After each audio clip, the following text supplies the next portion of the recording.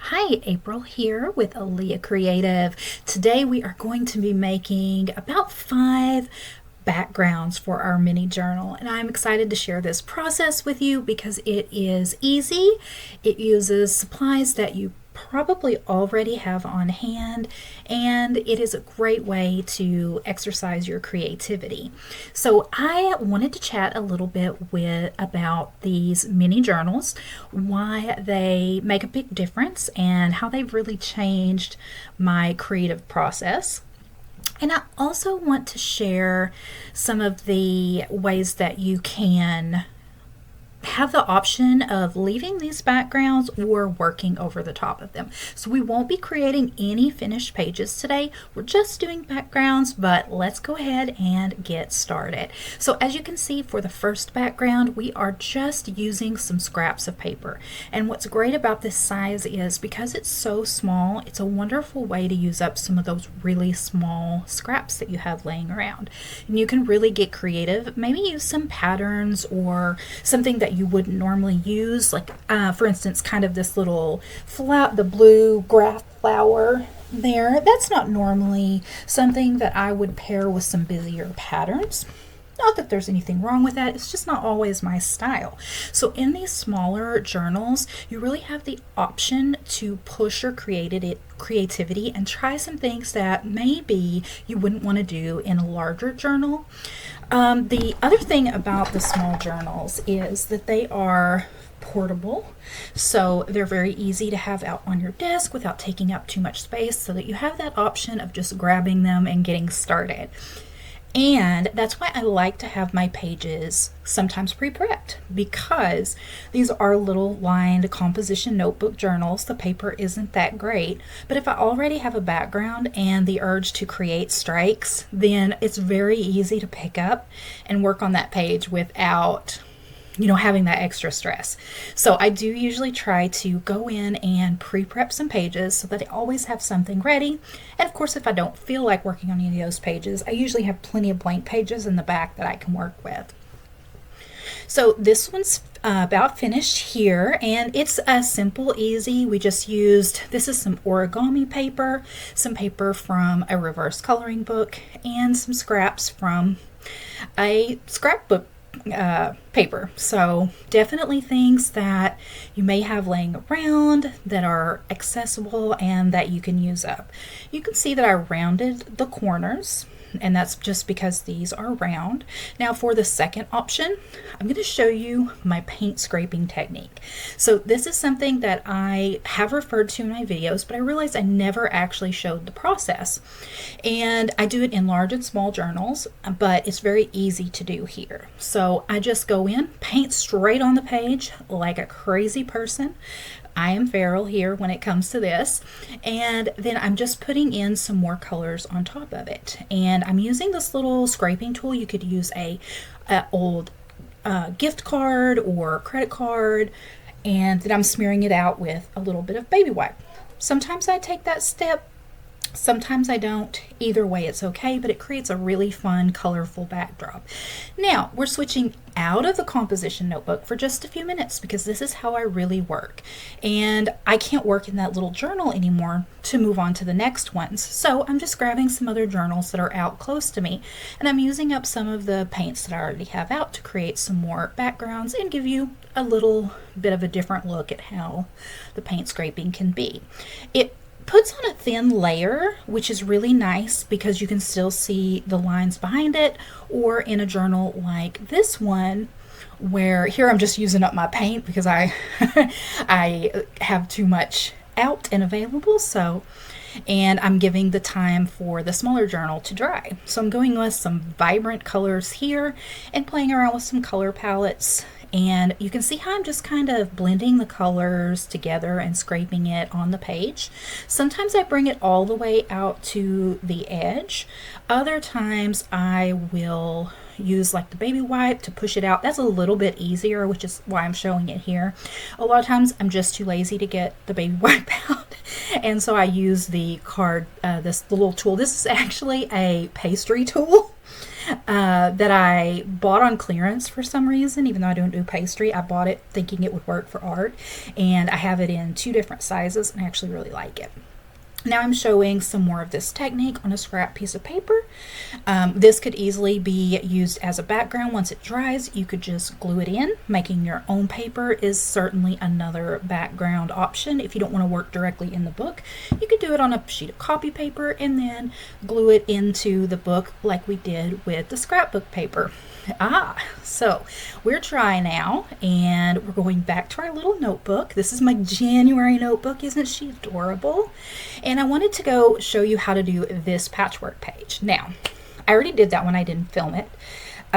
So I decided to show you with some envelopes. So if you have any type of junk mail, bills, you'll find that the insides of these envelopes can have some really fun textures. So you're using up something that would go in the trash, and you can play around and get some really neat patterns. So with the other patchwork that I did in the pastel, I used origami paper, and I'm kind of showing my tedious process here. And this is where I need to remind you that you do not have to be a feral goblin like me, and you do not have to do it like this. There is a perfectly acceptable and reasonable way to do this that isn't as insane as what I am currently doing. Now, you can measure these out into strips. You could cut them with a paper cutter. You could do anything that would actually end up with straight lines other than what I'm doing here. And the reason that I didn't do that is because it takes too much time, it's not fun, and I don't enjoy it.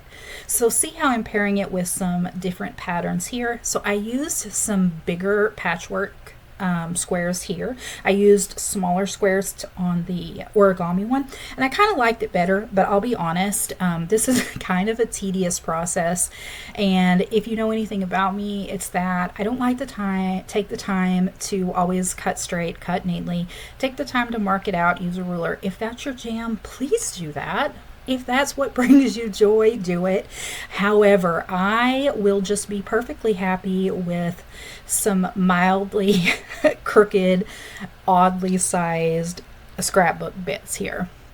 And this is when I made the decision to not cut them into the little squares, but to do more of a rectangle, because I was like, well, I don't want to cut any more strips. That's to be honest. I was over this. This is fun and easy, but I had already done it with the patchwork pages, and at this point I was done with it. So we're going in with a healthy dose of glue. And what I decided to do, you'll see I get lazy. I didn't even cover both pages in this because I just decided I didn't want to do that, and that's okay. So this patchwork's definitely different from the other one, but I really wanted to showcase how you could use this technique to create some fun, easy backgrounds. And if you like cutting and gluing, then I think this is a really relaxing way for some people to spend their time. It's not for me, so that's why mine is a hot mess, and I'm doing it my quick and easy way. And then I'm just trimming out those corners like I always do, and you can see there. So what I want to do with the other side, I got lazy, so I'm just going to cover this with some more envelope scraps, but in some larger sizes. And that brings me to the next thing I want to talk about, which is how these backgrounds are really fun to work over. They give you so many options. You could just put some stickers on the top. You could cut like a white sheet out and kind of put it in the center and make like a journaling page. So many options, but you can just have a little journal of backgrounds. That's okay too. If you don't feel the urge to cover them up, if you absolutely fall in love with it, just creating the background can be enough. So we're going in with our next technique now, and that is tissue paper. So if you have any type of tissue paper that you've gotten from gifts, or if you have napkins, you can do that with these as well. So super easy. And I'm starting out with just a sheer layer of pink, and then I'm giving a little Valentine's nod here with some heart tissue paper and some red that I'm just layering in. Now, here is something fun to tell you.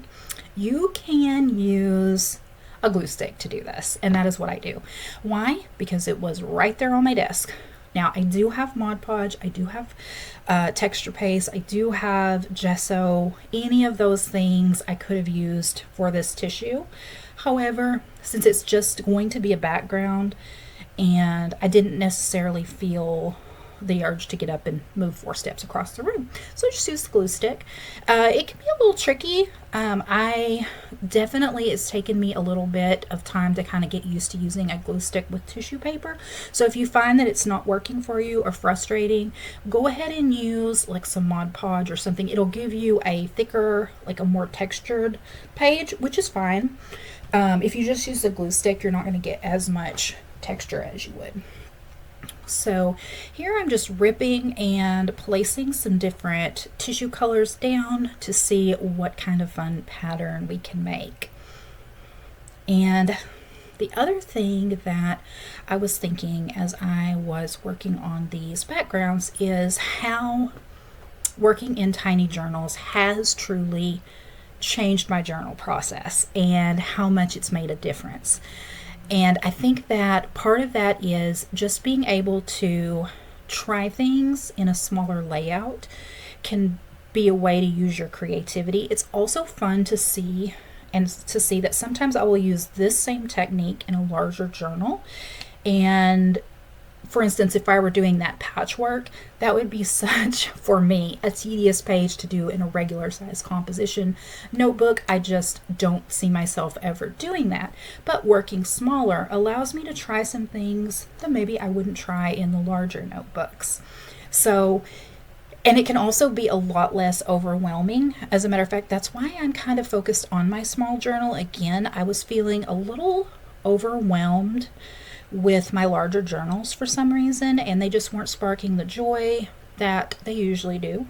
So I thought, hey, let's just take a little break from the larger journals and let's go tiny again, because tiny things are adorable. Now I'm going in, and you could definitely just leave this with the tissue paper. I do that all the time, but I wanted to add a little bit of gesso over the top just to push it back and mute it and show you that option. All right, guys, that's all I have for you today. Thank you for joining me. Don't forget to like and subscribe. It truly helps my little channel, and it makes my whole entire day. If you made it all the way to the end, leave me something in the comments so that I can comment and thank you back for watching my journals. All right, bye.